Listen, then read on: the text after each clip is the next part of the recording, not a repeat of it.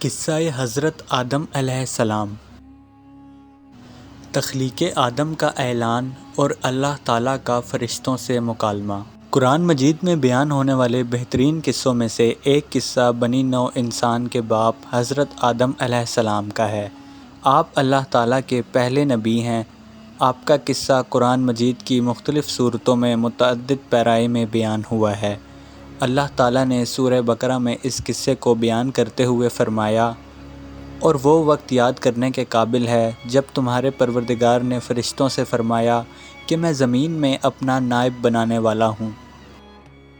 فرشتوں نے کہا، کیا تو زمین میں ایسے شخص کو نائب بنانا چاہتا ہے جو خرابیاں کرے اور کشت و خون کرتا پھرے، اور ہم تیری تعریف کے ساتھ تسبیح و تقدیس کرتے رہتے ہیں؟ اللہ تعالیٰ نے فرمایا، میں وہ باتیں جانتا ہوں جو تم نہیں جانتے۔ اور پھر اللہ نے آدم کو سب چیزوں کے نام سکھائے، پھر ان کو فرشتوں کے سامنے پیش کیا اور فرمایا کہ اگر تم سچے ہو تو مجھے ان کے نام بتاؤ۔ انہوں نے کہا، تو پاک ہے، جتنا علم تو نے ہمیں بخشا ہے اس کے سوا ہمیں کچھ معلوم نہیں، بے شک تو دانا اور حکمت والا ہے۔ جب اللہ نے آدم کو حکم دیا، آدم تم ان کو ان چیزوں کے نام بتاؤ۔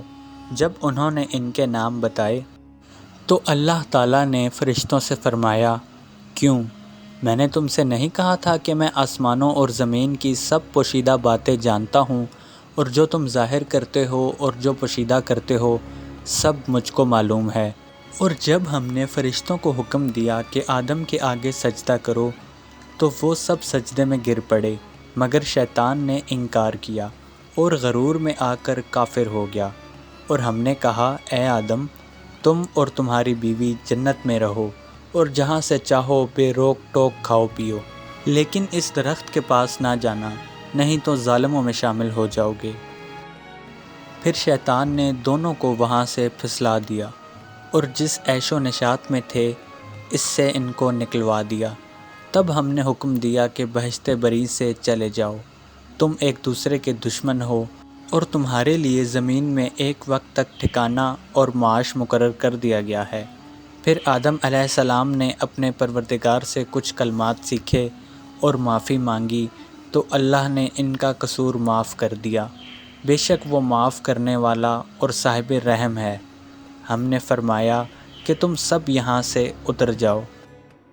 جب تمہارے پاس میری طرف سے ہدایت پہنچے تو اس کی پیروی کرنا کہ جنہوں نے میری ہدایت کی پیروی کی ان کو نہ کچھ خوف ہوگا اور نہ وہ غمناک ہوں گے، اور جنہوں نے اس کو قبول نہ کیا اور ہماری آیتوں کو جھٹلایا وہ دوزخ میں جانے والے ہیں اور وہ ہمیشہ اس میں رہیں گے۔ ان آیات کی مفصل وضاحت مختلف تفاسیر میں ہو چکی ہیں، یہاں صرف ان آیات کا مختصر مفہوم بیان کیا جائے گا۔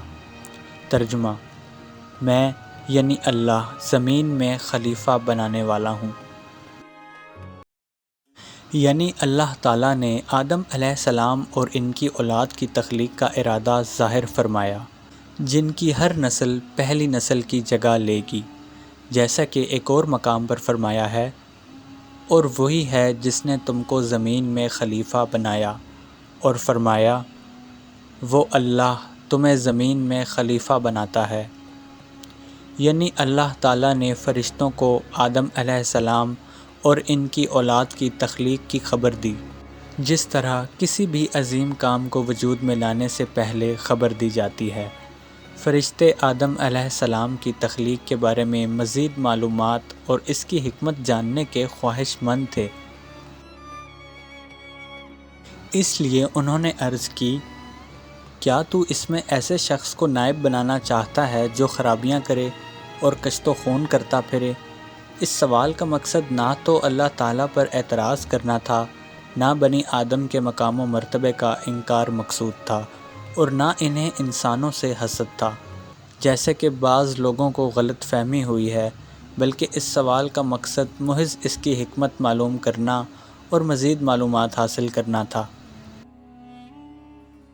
قتادہ رحمۃ اللہ نے فرمایا، فرشتوں کو معلوم تھا کہ یہ صورتحال پیش آنے والی ہے، کیونکہ انہوں نے آدم علیہ السلام سے پہلے زمین میں آباد ہونے والی مخلوقات مثلاً جنات کے حالات دیکھے تھے، حضرت عبداللہ بن عباس نے فرمایا، جن حضرت آدم علیہ السلام سے تقریباً 2000 سال پہلے سے زمین پر آباد تھے، انہوں نے قتل و غارت کی تو اللہ تعالیٰ نے فرشتوں کا لشکر بھیج دیا، جنہوں نے ان فسادی جنوں کو سمندروں کے دور دراز جزیروں کی طرف دھکیل دیا۔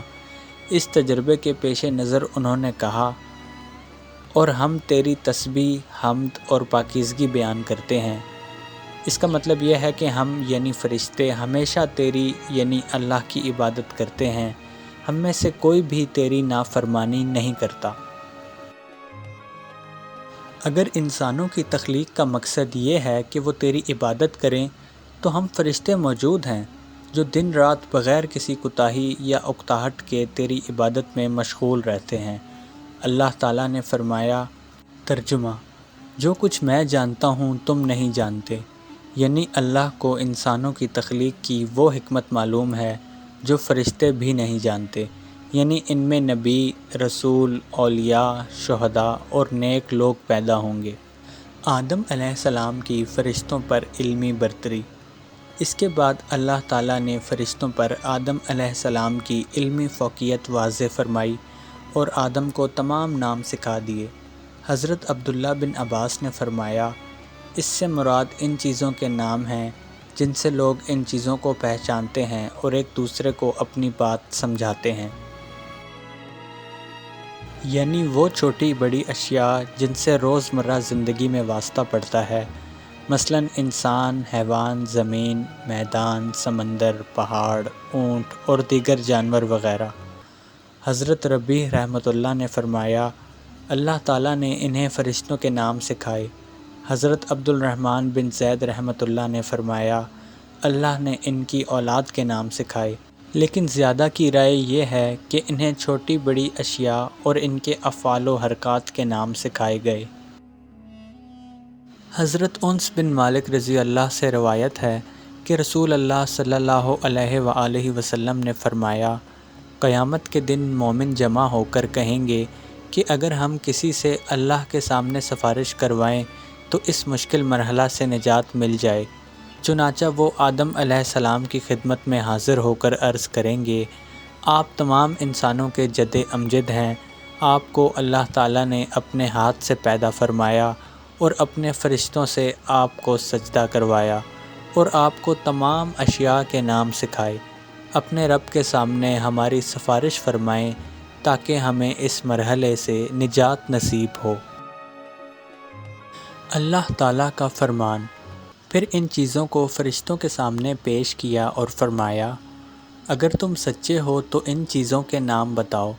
اس آیت کی تفسیر میں حضرت حسن بصری رحمۃ اللہ بیان کرتے ہیں، جب اللہ تعالیٰ نے حضرت آدم علیہ السلام کی تخلیق کا ارادہ فرمایا تو فرشتوں نے کہا، اللہ تعالیٰ جو مخلوق بھی پیدا فرمائے گا ہمارے پاس اس سے زیادہ علم ہوگا، چنانچہ ان کا امتحان لیا گیا۔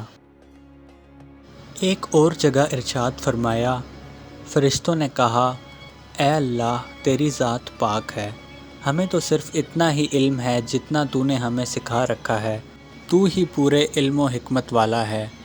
ایسے ہی ایک اور مقام پر ارشاد ہے، وہ اس کے علم میں سے کچھ بھی حاصل نہیں کر سکتے مگر وہ جو اللہ خود دینا چاہے۔ اسی طرح درج ذیل فرمان الہی سے بھی معلوم ہوتا ہے کہ ظاہر اور پوشیدہ امور کا علم اللہ تعالیٰ ہی کو ہے۔ ترجمہ: اللہ تعالیٰ نے آدم کو حکم دیا کہ تم ان کو ان چیزوں کے نام بتاؤ۔ جب آدم نے ان کے نام بتائے تو اللہ تعالیٰ نے فرشتوں سے فرمایا، کیوں میں نے تم سے نہیں کہا تھا کہ میں آسمانوں اور زمین کی سب پوشیدہ باتیں جانتا ہوں، اور جو تم ظاہر کرتے ہو اور جو پوشیدہ کرتے ہو مجھ کو سب معلوم ہے۔ ایک قول کے مطابق میں جانتا ہوں جو تم ظاہر کرتے ہو سے مراد فرشتوں کا یہ ظاہر کرنا تھا، کیا تو زمین میں وہ مخلوق پیدا کرے گا جو اس میں فساد کرے، اور جو تم چھپاتے تھے سے مراد ابلیس کا اپنے دل میں تکبر کا جذبہ رکھنا اور آدم علیہ السلام سے خود کو افضل سمجھنا تھا۔